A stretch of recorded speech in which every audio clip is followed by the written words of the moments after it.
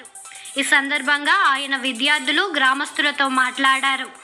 పాఠశాల మరమ్మతుల విషయాన్ని సంబంధిత అధికారుల దృష్టికి తీసుకెళ్తానని తెలిపారు. అలాగే ఇటీవల కురుస్తున్న వర్షాల నేపథ్యంలో పంచాయతీ పరిధిలోని గ్రామాల ప్రజల యోగక్షేమాలను కూడా అడిగి తెలుసుకున్నారు. నేను చేస్తాను కంపల్సరిగా. మీరైతే రోజు స్కూల్కి క్రమం తప్పకుండా రావాలి. వచ్చినప్పుడు మీకు మంచి చదువు వస్తుంది, భవిష్యత్తులో మంచి ప్రయోజకులు అవుతారు. కాబట్టి మీరు రోజు బడికి వచ్చారమ్మా. స్కూల్ రిపేర్ అన్నది మేము సంబంధిత అధికారులతో మాట్లాడి కంపల్సరిగా మీకు తొందరలోనే రిపేర్ చేయించేటట్టు ఏర్పాటు మేము చేస్తాము.